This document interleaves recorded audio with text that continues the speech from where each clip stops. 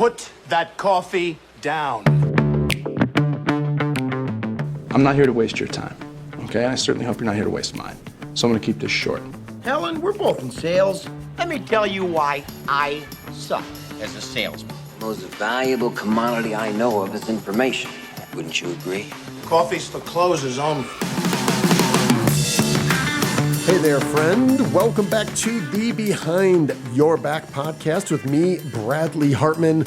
This podcast, we talk about leadership, personal productivity, time management, and the craft of selling in the construction industry. And today we're going to prove it, because we are talking to none other than Mr. Matthew Schmidt. He's a 22-year veteran of national home builder Pulte Homes. He is the strategic sourcing director, and we are talking about what it's like to buy in today's environment, which is unique, and he provides a very unique perspective. But first, before we jump in there, let's talk about our sponsors, Boise Cascade's Engineered Wood Products. They help you move faster and build stronger. They make it easier to get more done. Boise Cascade EWP and Materials Exchange. They are the LBM industry's answer to E-Trade. Materials Exchange is your digital marketplace for lumber and panels. So how did we do it? How did we get Matthew Schmidt, strategic sourcing director for national home builder Pulte Homes, to come on the show during such a unique and crazy busy time? Well, it wasn't that hard. I used to work for Matthew. He's a great guy. For reasons that I cannot explain, he owes me big time. So I said, yo, Matthew, I need you to come on the show. We got to talk about what the hell is happening and how someone who's not normally in the situation, normally the power is on the side of the buyer. Well, my friend, the shoe is on the other foot, as it seems, for now and in the near term. So we talked about a lot of things that you're going to be excited to hear about. We talked about how builders are thinking about the current risk reward in building. We're talking about the current supply chain and how this is different than the most recent crisis that we're not actually out of yet, this pandemic. Whether or not this current crisis with the supply chain and such volatile pricing, if the precursor of the pandemic was really that helpful to help builders think their way through this. We're going to talk about how you can ensure long-standing relationships don't turn transactional now. And Matthew blew my mind when I asked him what percentage of his meetings that he's having today with sellers, with their partners, are video conferences. Blew my mind. You are going to not only want to hear the figure, but the context behind that. I promise it's going to be worth your time. So who is Matthew Schmidt? Matthew Schmidt graduated from Purdue University, started working for Pulte Homes right away. He has been a workhorse in purchasing for Pulte Homes for over 2 decades. He has a unique set of initials after his name. Now, I know. If you're on LinkedIn, at least once a day, I look at someone's initials behind their name and I think, what the hell is that? Pretty sure that's made up. Or you can just pay $20 online to get some certification. Not this one, my friends. Not this one. This is the MSSCM. That's right. I'm going to say it again because you probably haven't seen it very often. MSSCM. What is it? Well, this means you are a serious supply chain nerd. This is the Master of Science in Supply Chain Management. And there are basically 2 universities that really stand out. And Matthew went to one of them. Matthew received his Master of Science in Supply Chain Management from Michigan State University. The Spartans there. The other university is Texas A&M University. So if you are interested in this sort of thing and you want to go all out and spend a bunch of money to be an expert in this, that's where you go. So Matthew went back, got his master's in supply chain management, and he is now applying what he has learned surely on a daily basis, given the supply chain issues that we're having in the building industry. Now, something that happened here that quite frankly happens somewhat often is when we flip the mics off, an insight is shared that I wish we had recorded. And Matthew had said that the companies that are truly standing out now and are going to poise themselves for future growth, they probably don't know it right now, but they're continuing to deliver unique value, whether that's value engineering, whether that's identifying waste, finding any sort of way to offset these weekly increases. He had said that they are consistently identifying week over week the companies that are willing to still invest the time and stand out with new ideas when they don't have to. Right now, you can shove across any increase in material pricing, and basically the builders are forced to eat it. And he said the companies that are coming and saying, hey, here's the reality. Yeah, it's going to go up 10, 20, 30%, whatever it is. And they know they have to eat it because they need the material. And they realize there's a limited supply. He said the companies that are also coming and saying, we also invested some time to come up with some ideas. We'd love to go over them with you to offset these increases. Are you open to that discussion? He said those are the companies that are really standing out. So Matthew was very generous with his time. I'm excited to share my conversation with him. It's a unique perspective. Please enjoy my conversation with Mr. Matthew Schmidt of Pulte Homes. Mr. Matthew Schmidt, welcome to the show. Thanks for having me, Brad. Yes, sir. Friend of years, friend of tears. I used to cry a lot from 2007 to 2011 when we worked together during the Great Recession. I cried a lot. But do you know, we're going to start right off with a trivia question. Do you know that line, friend of years, friend of tears? What movie is that from? I don't think I know what movie that is from. It's from Hoosiers. Remember Dennis Hopper? He was Shooter. Yeah.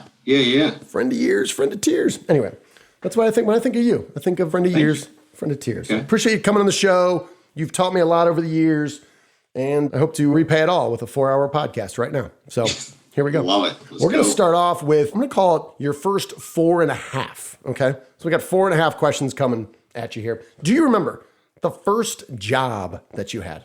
Yeah, of course. The first one, kind of two parts here. So it is kind of... It's getting complex already. Okay, sure. Right. So I grew up on a farm. Yes. So my first job was what we called walking beans, where you'd walk through the fields and you pull out the weeds. Sounds terrible. And it was a very interesting and long job. And so that was really young, but I really kind of probably figured my first job as being working at a lumber yard. It was a true value back in my hometown there, and went in there and had the interest, and opening came up, and that's kind of where it all started. And I don't think I knew 16. That. Yeah. And remind me, what town did you grow up? I know Central Illinois. What town? Yeah, it was outside of Thomasboro, Illinois. Yep, never heard of it. You never would have. It's even further outside of Champaign. So where the Great U of I is, you're about 20 miles outside of there. Yeah, I always found that interesting. You passed up going to the Harvard of the Midwest, University of Illinois. Yeah. That's where I graduated from, to go to the Princeton of the Midwest, another good school, Purdue, the Boilermakers. Yeah. I don't know if I would put it in that terms, but that's how you sleep well at night, buddy. That works. Right. It's my podcast, so let's keep moving. Okay. First car. What was the first vehicle that was yours? Oh, man. It was a Chevy Celebrity, I think is what it was. Yeah. What was a Chevy Celebrity? Nothing comes to my mind when you say that. Chevy Celebrity. It was pretty great there. It was. Any idea of the year? Oh, man. It was probably maybe 80 something, late 80s. Late 80s? So, okay. Yeah. Any car named the Celebrity. It must have been amazing. Right. Yeah, it was amazing. Chevy Celebrity. There. All right. Chevy Celebrity. Okay. What about your favorite movie? We're mixing up your first 4 here. So what was your favorite movie of all time? It kind of goes back and forth between Wall Street and Rounders. Both of them. Those probably would be the two my favorite ones. So. Well, as you know, in this very podcast, we have a clip of Wall Street in the intro. We have Gordon Gekko saying information. Yes. It's the most valuable commodity I know of. Wouldn't you agree? Right. Right. There you go. Last question here, sort of. Binge watching. What are you binge watching these days? Started binge watching Suits, from the series Suits from the USA Network. Yeah. Right? Is that the one with the princess? Is she in that one? I didn't realize it until Meghan Markle. You're right. Until about through season 1, I was telling my wife, I'm like, hey, I've been watching Suits. It's kind of a pretty cool show. She was like, yeah, Meghan Markle's in it. I'm like, who's that? It didn't click with me that. Yes. Oh yeah, that's the princess. Okay. Yeah. Yeah. So that's kind of. So you're binge watching Suits. All right. So let me ask you this. This is your half question. If you, for the rest of your life, you could only purchase one commodity, what was your favorite commodity? Because throughout your, what, 20, where are you at? 22 years, 23 years? How far are you in? 20, either 21 or 22, right around there. Okay. If you could only buy one, because I know you loved many of them. You nerded out on many a pivot table, diving into the details. If you could only do one, what would it be? What was your favorite commodity, or I should say, home building activity to buy? Labor or material? Great question. I still think my passion's with lumber. And I think it comes back to growing up, the first job. Yeah, sure. Right there at a lumber yard and being able to relate to the parts and pieces and how they go together and the vast amount of SKUs that are out there. Right. Okay, cool. Well, all right, we're going to transition in to more of our serious discussion, but not too serious. We're going to play a little game called Red Light, Green Light. And I'm going to name a product category within the home building process. I need you to tell me if it was red, yellow, or green. So red would just mean, and again, none of these are bad. We're not talking specifics about any one manufacturer or distributor or vendor, et cetera. This is just the activity in general. Okay, does that make sense? Yeah. All right. And this at this point in time, as we sit here today, or as we sat here for the past year. Today, right here today. All right. Okay, current state, as you'd like to say, current state. Okay, I would say if you can tell the future about how you'd feel about these in 6 months, I would be very interested. I would make notes. There you go. All right, here we go. Dude, we're going to start off with the categories that I was doing when I left. So when I left, I was doing pretty much from insulation on. So insulation, red, yellow, green. I'd say that'd be a yellow to, probably a yellow right now. Pushing its way towards green. Pushing its way towards red. Oh, I was going to say, I haven't heard a whole lot about insulation, but okay. Insulation, yellow, pushing its way towards red. Turning the wrong way. Okay, no, we're good. Drywall. Same as insulation, but almost getting a little deeper into the red. So these are kind of shades of one darker yellow. I'm not surprised at all that you've made this more complex than it is. These can literally be a one-word answer. But okay. All right. What about paint? Yellow. Straight up yellow. Okay. All right. That's great. What about concrete? I'd say green, but we're gonna go one step deeper onto it and say concrete ties. Crimson red. Yeah, concrete ties are probably a yellow these days. Oh, all right. But I heard it used to be red and it's trending toward yellow, or it's trending the wrong way? It's trending the wrong way. It's getting tighter. So all right. Windows. These days, probably getting closer to green again. Really? That's good. Yeah. Now, does that mean green that we've just come to accept 16-week lead times on Windows?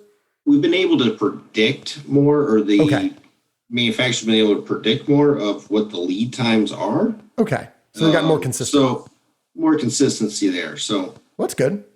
What about millwork interior doors? As far as supply, probably yellow. Okay. I thought we were just gonna be like red, crimson red, black. Well, the perspective of this red, yellow, green would have been extremely different if we would have had this conversation, let's say, a year ago, pre-COVID, where for sure any sort of these activities that you've brought up would have been either a strong, it's red or it is green, pretty simple. Okay. But as this year has passed, I think you're getting into more numb to some of these activities, and you're saying, it's not as bad as some of these other things that are a train wreck.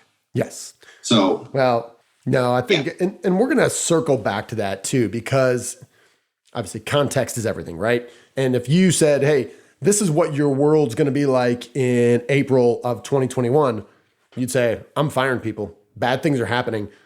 But that was 2 years using your perspective on what life was like 2 years ago. Now today, we have grown, and whether it's supply chain issues, pandemic, where those overlap, et cetera, obviously, again, context is everything. So given what you're at today, All right. And I think we're going to circle back to kind of how companies, the best of them, can set expectations when even though the news might not be great, how are they setting expectations? So these lead times, they're not okay. However, if you hit them and we plan for them, then hey, we can make it through. But I'm gonna try to give us a couple layups here on green. What about the surveyors? Go strong green. Strong green, love it. What about the cleaners? The cleaners coming at the end. Are they green? Tell me they're green. They are green in this current environment. I think that they are definitely green after we've kind of got through the proper cleaning supplies with the pandemic of what to use and got everything kind of squared away there. All right, we're going to do a couple more. Fireplaces. My friends in the fireplace community would sincerely feel left out if I didn't ask Right. I would say probably green. Okay. Not much were there, and it just depends on probably the area that you're in the country as far as the usage of it. So, got it. Well, cool. All right, you know what? I think we should end on a green. I think let's just stop there. I think we're good. I don't want to press my luck and get back into a yellow or red. But so as we sit here today, mid-April, 2021, how would you describe the way that you guys are national buying groups providing kind of expert perspectives on supply chain, material, and labor kind of across the country? How would you best describe the perspective of a national builder as you sit here today? I think the risk has been thought pretty heavily on just supply chain itself, and something that we haven't really had to get this deep into the weeds with pre-pandemic. Mm-hmm. And just the uncertainty that's out there of, is the product going to show up?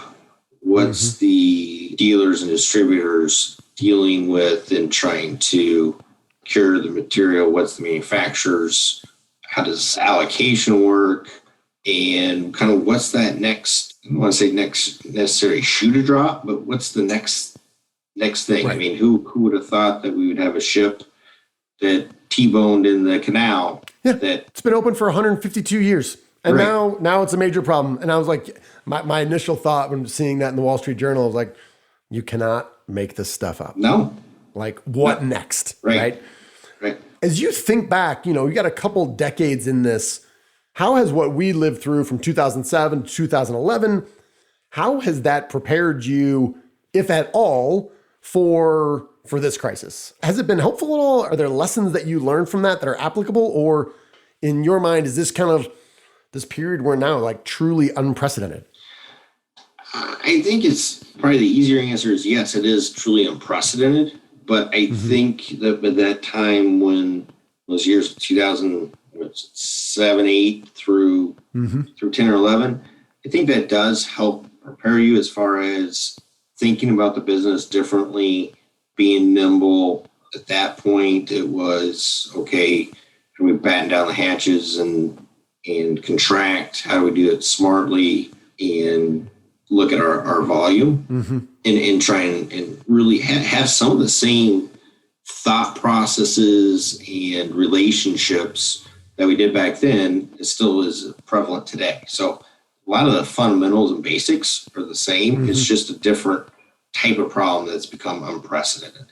So yeah, you might be dealing with more people now with a bigger trade base, but a lot of the same fundamentals of a good partnership both ways is really what helps you kind of get through unprecedented times.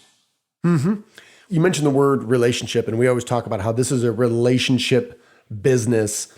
What have you seen when there's a seemingly endless supply of bad or not great news that's coming out? And you kind of mentioned that when you said, hey, what's the next shoe to drop? What have you seen the best companies, and again, I'm not looking for you to name them, but what are the characteristics of the folks that have managed kind of this transition of crap from the pandemic to the supply chain issues, and we're kind of living in both right now? What have the best companies done to either maintain or even build that relationship? Because right now I'm hearing a lot of folks kind of all across the board kind of saying, you know what? We thought it was a strong relationship. It is truly transactional, and their behavior has indicated to us that they want to be transactional now. And in due time, the power will shift back to the buyers, and we will proceed in a transactional nature. So what have you seen the best companies do to build the relationship or at least maintain it through such trying times? I think the first thing that comes to mind is the easy but hardest thing is communication. And it's delivering that news of, hey, here's where we sit today. Here's where we feel like there's something on the horizon that we're trying to deal with. Okay. And getting us involved, at least, hey, here's what's going on. And you see the best, I'd say the best or the strongest relationships there that are coming through this time frame is those companies and people that are really over communicating, understanding kind of, okay, what's the builder looking for? How do I help them become predictable in this unpredictable time?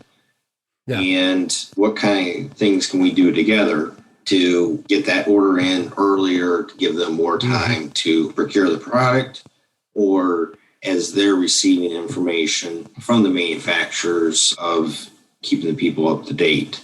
Where I think before the pandemic, a lot of this could be kind of not as necessary and could have actually been hurtful to the relationship because we would have been flooded with information for things that really didn't mean anything. Okay, yep, you're going to get me the product on this date. That's the day I asked for it. Great, you did your job. Yes. Now it's, okay, yeah, you are going to give it to me on this date. Appreciate it because I know what you're having to go through on the back end to pull all the strings you can to kind of get that product to the right spot when we need it. So to kind of sum it up, I'd say it's the communication, right level of communication, and it is everybody kind of working off the same playbook and being able to go out and execute on that. Yeah, we had this episode kind of on this, and my take was with our dealer clients, a lot of these guys are problem solvers. When they're making a phone call, they're calling for a very specific reason. If they're going onto the job site, I'm going there with a specific reason. I'm not just calling to say, hey, you ordered stuff 12 weeks ago and it's week 8. Just want to let you know, I haven't forgot about it and it's on its way. And kind of this idea of over communication, I said with folks that are so stressed about certain things, you got to know that individual. But while this a year ago or 2 years ago, the guy would have been like, why are you calling me? Leave me alone. I trust you, do your job.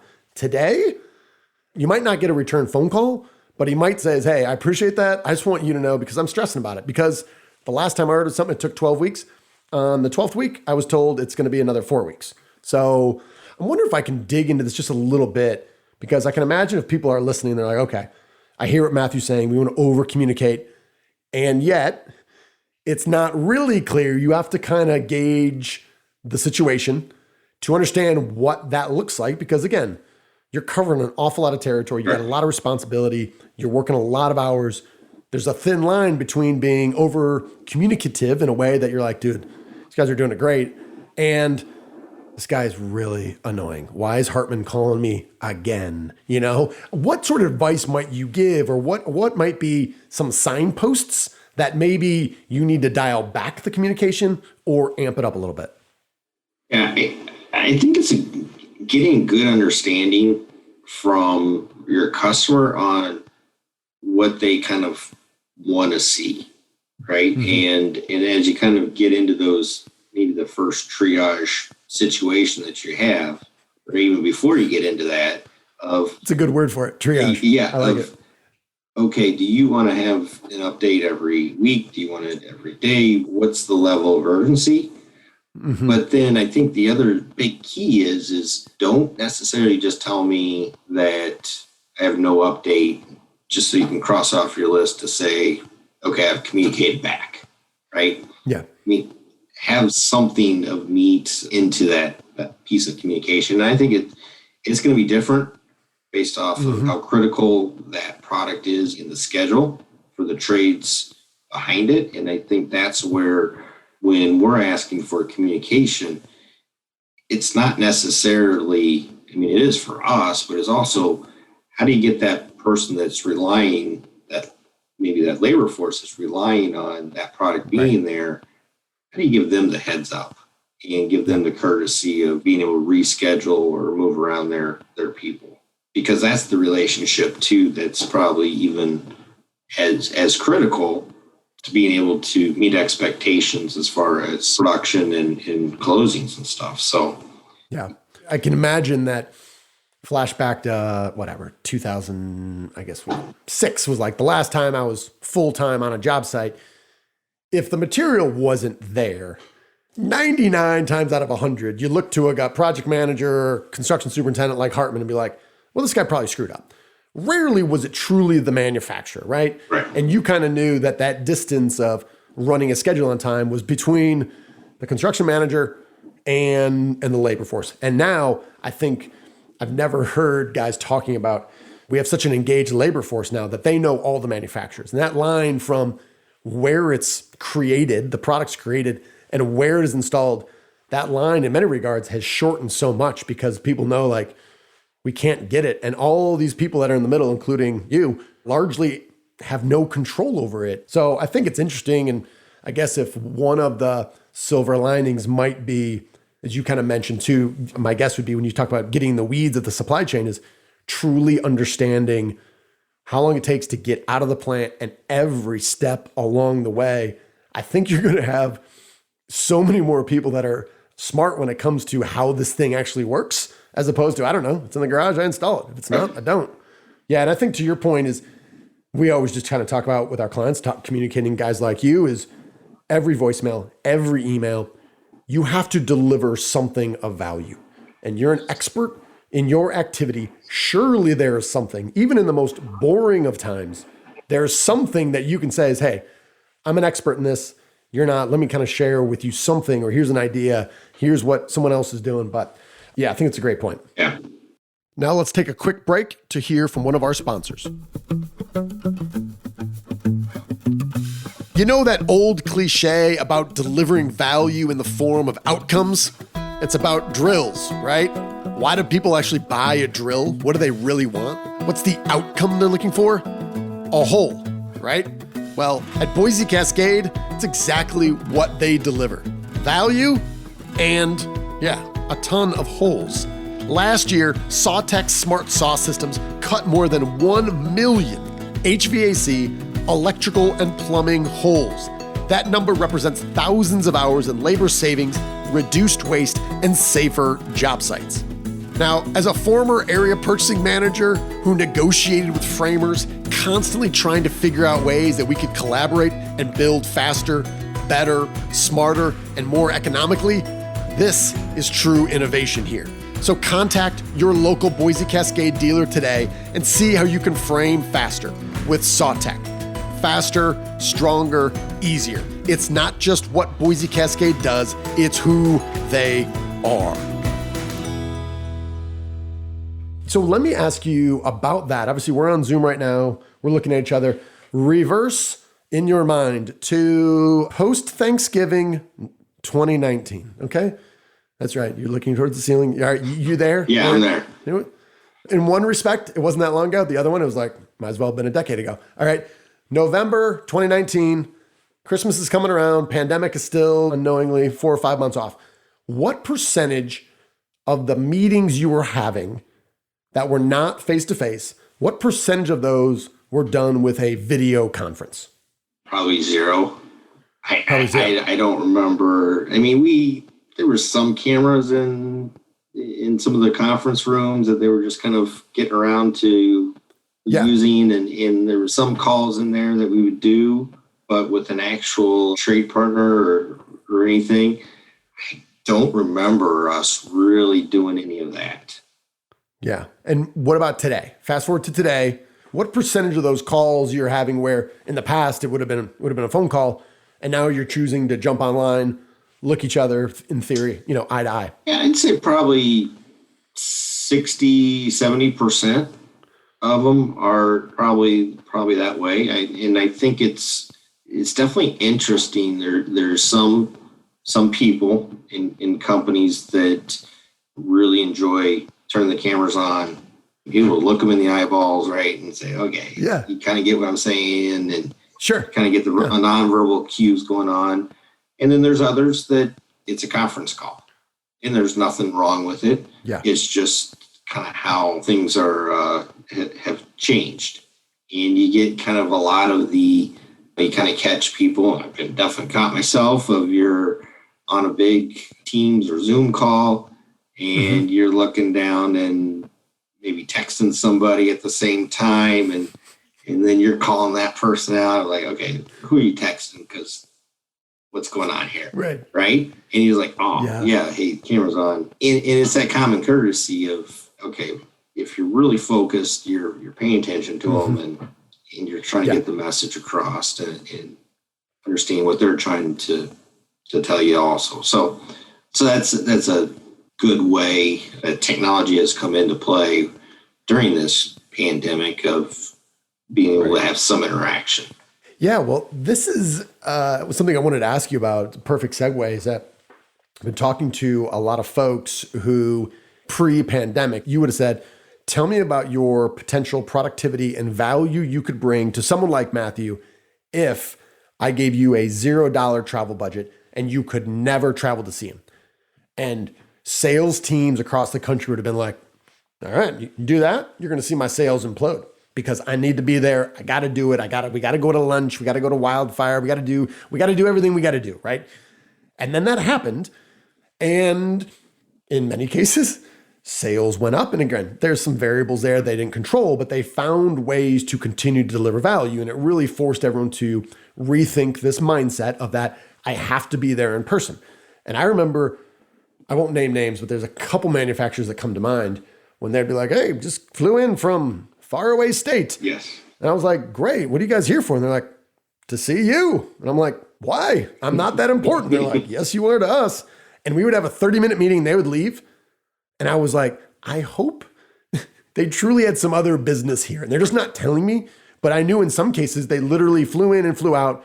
I'm like, that's not a good use of your time. And I mean, I guess it's great to see you, but sometimes we have to shoot the breeze for 20 minutes and then we have an hour meeting. And that's 2 hours out of my day by the time you're done. And I'm questioning, was that worth my time or yours? What advice might you have for some of these companies that are saying, or these salespeople where, well, they'll acknowledge the past 12 months, they've been effective with zero travel. And yet they are like, I'm booking things out. I'm traveling weekly. I can't wait to get back on the road. And if you're having 60 to 70% of your meetings now are on a conference call, what does that say? Or what advice might you have to help some of these salespeople rethink, and not necessarily just for you, but just for purchasing decision makers in general? I think if you can get the piece that you were saying is, hey, you're getting to know that person for the first 20 minutes, 15 minutes before you got into business. That's the piece that's not there in a lot of cases, right? With some people where maybe this is uncomfortable with them on doing a Zoom call or having that transaction over the internet. So yeah, it's the people that can kind of, if you can kind of get to know that person and kind of then understand where they're coming from before you start getting into things, I think that's what makes hey, you don't need to travel out to see me type thing, right? Not a problem. And I think it's very situational too. So are you coming in to share new product, that sort of thing, new colors? I think probably if we are talking a color heavy, style heavy type industry, doing that over Zoom has been probably the hardest because you can't touch and feel the product and the colors, and it never really looks the same on a PowerPoint presentation than it does in real life. I'm thinking carpet. Can you imagine doing that remotely? You probably are. We do, right. I was baffled when it was all in front of me and I could feel it and touch it and be like, walk me again. Beige and beige. Yeah. There's 8 different colors of beige. Right. So I think it's very situational as far as what's that right level, and does everybody need to travel to go and do that to get the work done? Yeah, but it's a different type of question, I think, too, that you're asking is, hey, if they're coming in to meet you, but before they get to your office, they're stopping at 5 different job sites, and then they're coming into you and saying, hey, here's the 10 things that I think I can help you out with in what I saw, and here's fresh information, it's great in spades. I mean, it's just awesome. Yeah. Versus, hey, I flew in, drove straight to the airport to here. Let's do our meeting and then gonna head out, right? Yeah. So even those non-finished color items still has value of a in-person meeting if you can make sure that you're bringing this order of information. Yeah, and that's one of the things I love hearing you say that, because that's one thing I find myself just saying till I'm blue in the face with our dealers is that anytime you can go to the job site, realize you have a unique value by just not being an insider there. You're a fresh set of eyes. And I said, even in purchasing, where obviously we really struggled to get out to the job site frequently.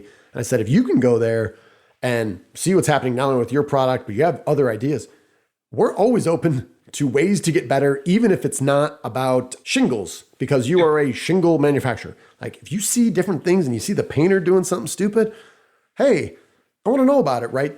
And you're right. I think anytime you can do that and say, hey, here's some things that we saw. Are you aware of it? Because again, everybody's busy and it's tough for you to get out. I thought it was interesting what you said. We've talked about this too with many of our clients, is they'll say, it's just really tough to do that rapport building. And I feel like if we jump on a call, we got to jump right into business. And I said, just curious, the majority of people that you're dealing with, where are they? And they're like, well, most of them are like you are today, Matthew. They're working from home. I said, so you have a snapshot into their house. And I'm like, don't overlook that. I'm like, over here, right? You have very nice, those pictures of flowers, right? This picture of you and your beautiful bride, right? I'm getting a little bit of sense of Matthew here from the art on the walls and the flowers and stuff. I always know you were a gentle soul, but right. And I was like, don't overlook that. And some people are like, you've got this Lego Yoda in the back. And I'm like, yeah, I got a story to tell on that. I think there are ways you can do that. You can do it authentically, but you also have to, you're not going to have that time to kind of look around, what's on the walls, because you're not there physically. But I still think it's a really unique opportunity to build rapport, because when's the last time you got to look inside someone's house that you were trying to work with? Never, right? So Matthew, I appreciate you making time. And as you know, I always love chatting with you, always learn from you about the business. Let me ask you one question. It's going to kind of be broad. You can take this anywhere you want. I'm going to rotate my camera here so you can see what's on the wall. I try to live by this for the most part. It says, you are owed nothing, deliver value first, right? That's how we close at every pod. Sooner or later, it's going to be a tattoo somewhere on my body. I'm going to try to convince my boys to live by it if they grow up as somewhat useful individuals. We'll see. But let me ask you this, is for people that are listening, what advice might you give them, or how might you help them think about, given this context that we are in, these very unique times, they're listening to someone like you and they'll say, okay, I'm thinking, what are unique ways, or what are some non-unique ways that I can deliver value to someone like you to make your life easier? The first thing that's probably the low-hanging fruit that just doesn't get brought up enough is, how do you pull waste, extra material out of the process?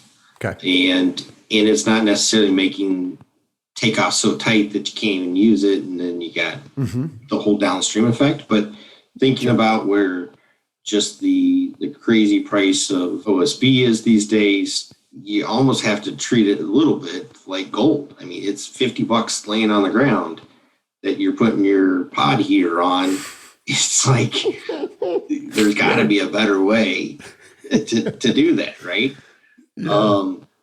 And it's, how are we presenting ourselves with our final product, or even our product under construction, to that customer? Is the site clean? Is everything kind of picked up? Those sorts of things, whether you're talking to a manufacturer or a dealer or to the installer. It's customers right now, even though it is a more of a demand than a supply, they're still building their dream home. So yeah, how do you make sure that you're delivering on that day in, day out? And what part can you do to do that? So that's probably one of the bigger things that kind of gets overlooked through all of the supply chain crisis that's going on. Hey, I can't get this. This product's not coming in until 3 days after you need it. Very, very important stuff. Very, very critical to understand. But don't forget about the little things too, as it relates to driving waste out of the process, VEing things, and bringing new ideas to the table. Because as the market always turns and does whatever it will do, those are the ideas that will kind of be able to multiply and stand the test of time. Yeah. And it took me a while to figure out once I left Pulte, because as you know, there's not too many people like me who leave the reservation and then live to tell about it. And it took me a while to kind of figure out that people are like, what do you guys want? You never say what you want. How do you build loyalty? You know, how do you deliver value? And I was finally like, well, I don't think it's a surprise. And basically my entire Behind Your Back book was like, we all want the same things. I want to work with people who have ideas and insights, who can help me make, find, and save money and make me look smart. I was like, that can be a checklist. I literally made it into a checklist and I said, here it is. If you can prove that you're doing one of these and you're bringing these ideas, market's good, market's bad, market's soft, it's not. These are evergreen ways. And I think, again, I won't ask you to go into detail or we could talk for another 3 hours, but I'm sure there are people that are like, even if I have a problem and this salesperson doesn't necessarily have anything to do with it, he's a guy who typically has smart ideas and insights who can help me make, find, and save money, even if it's not on his product. And I'm probably going to run it by him. I'm looking as a resource, right? And those things I think are those are, no matter what happened in the environment, those are always good skills to have. And I also think it takes some thinking, it takes some rigor, but it's often not hard. And again, you visit any sort of job site, you're going to see a bunch of ideas because it's pretty complex. So, hey man, appreciate you making time, especially here. I mean, we're talking about all this craziness and you carved out time for it. So that means a lot to me. I appreciate it. All right, Brad, you take care. All right then, how did that go? Hopefully you found my conversation with Mr. Matthew Schmidt to be worth your time and attention. My hope was that this different perspective, we're in a really unique time, and if we look throughout human history of people buying things in the home building industry, my guess is that 80 to 85% of the time, the buyers have a significantly larger amount of the overall power in this engagement, and sellers have less. Today it's reversed, and I think getting the other side's perspective and thinking about that now, knowing that in due time, whether that's a few months or whether it's 12 months or whatever, on a long enough timeline, we are going to have to manage this relationship and continue to build trust. And they will, of course, remember how they were treated when it was reversed. So hopefully that was worth it for you. Our goal is to make this the best podcast you listen to. Love to hear your thoughts, ideas for future shows. If you have ideas for potential guests that you'd love to hear, or you're struggling with any builder scenarios, we work with builders all the time. A lot of our closest friends in the industry own home building companies, large and small. So if we can ever give you a different perspective on this, do not hesitate to reach out to me directly at bradley@behindyourbacksales.com. Now, inadvertently, over the past few months, the Muji moment, where we make a recommendation on a product or a service similar to the .28 gel ink ballpoint pen from Muji, the finest writing instrument ever created by man, we've kind of fallen off, and that is 100% my fault. The reason is that, well, we've been really busy, and we've been really trying to find unique guests to come on the show and offer a unique perspective, and it's just kind of fallen off to the wayside. But no longer, my friends, no longer. We're back, baby. And this one blew my mind the minute I started watching it. It's on Netflix. It is a movie. It is called I Care a Lot. Now, I will preface this by saying I fell in love with this movie immediately because the story is so great, because it plays on the largest demographic in our country right now, who has the most money out of anyone, and plays to their biggest fears. And I'm talking about the baby boomers, and I'm talking about them being stuck in a nursing home and having all their money stolen. That's what this movie is about. I will also say my wife was kind of like, it was okay. But throughout the whole movie, I just loved it because the storyline, you instantly recognize what's happening. And yeah, I think it plays on most people's fears. Good morning, Miss Peterson. I'm sorry to disturb you so early. The court has ruled that you require assistance in taking care of yourself. I'm fine. I'm afraid it's not up to you to decide. The court has appointed me to be your legal guardian. What? You have to come with me. And remember, I'm here to help. So the cast of characters were really strong in here as well. The lead is a woman called Rosamund Pike, which maybe that name you don't instantly recognize. I know her from the lead in Gone Girl with Ben Affleck. Maybe that was the movie you watched and instantly questioned how much you truly trust and love your spouse, because that movie was crazy. Also, the book Gone Girl blew my mind. I couldn't put it down. But both the movie and the book Gone Girl were fantastic. But she was the main character / antagonist in Gone Girl. Also is Peter Dinklage. I'm pretty sure the word dwarf is not in the most popular politically correct nomenclature. The little person, the imp, Tyrion Lannister from Game of Thrones. Also Miles Finch from the movie Elf. All right. I've got about 5 or 6 great starts here. I got one idea that I'm especially psyched out of my mind about. You know, it's one of those ideas where you're just like, yes! Great. Could we hear it? I'll start with the cover. Picture this. You got, I'm in love, and I don't care who knows it. Buddy, not now.